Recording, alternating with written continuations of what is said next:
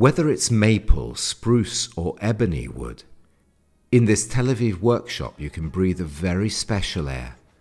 In this narrow space you can find not only the knowledge of an art, that of violin making learned in Cremona, Italy, but also a story to be told. In this city there was a wedding, and at that time weddings lasted 3, 4, even 5 days, and were accompanied by violin music and other instruments. Here my father fell in love with the sound of the violin. Amnon Weinstein, born in 1939 in Poland, preserves not only the ability to make violins, but also a constant desire to play again the violins that accompanied the destinies of many during the Shoah. Non volevo toccare questa roba per anni, perché avevo paura. I had no intention of touching this stuff for years. I was afraid.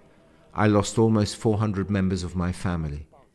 This collection is now divided into 4 parts: violins, violas, and cellos that belong to the Israeli Philharmonic.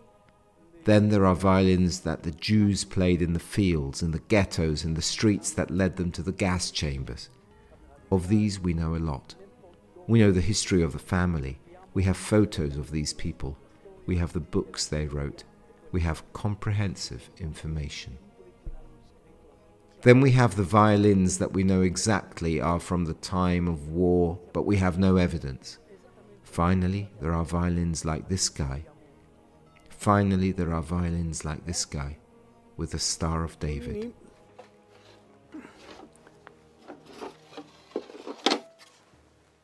Tipo di questo, che ce l'ha una stella di Davide. The Violins of Hope. This is the project of the Israeli luthier, which in his words have a story to tell, come from all over the world, and once restored are entrusted to the hands of great violinists and to the ears of the public around the world. Ogni violino come una persona, ce l'ha una storia. E I violini non sono come altri mobili, loro suonano al concerti. Each violin is like a person, it has its own story. Violins are not like other objects. They play at concerts, and when people can listen to them, each violin has its own story to tell. The first violin I found before the project, because I was afraid, very afraid, played at Auschwitz on the road to the gas chambers. He told many things. He went back to Israel, he saved himself, and he wanted his son to play the violin. He came to me and didn't want to touch the violin and asked me to repair it. Then he told me the whole story, and when I opened the violin it was covered with black dust, ashes, because it was played near the gas chamber. Per riparare il violino. Allora mi raccontavo tutta la storia. Quando ho aperto il violino è stato pieno di polvere nera, cenere, perché lui ha suonato vicino alla camera.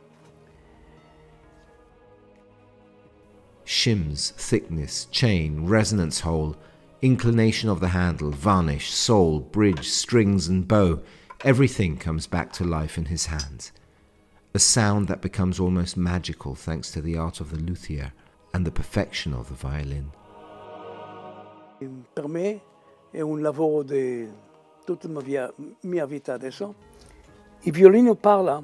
For me it's a job. It's my whole life. The violin speaks when it can be played. Now it's a piece of wood.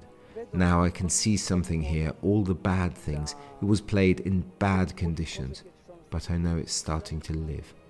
And when it's ready, it will be a marvel. Adesso comincia a vivere. E dopo, quando sarà pronto, è una meraviglia. The notes of these violins carry a message of hope and peace.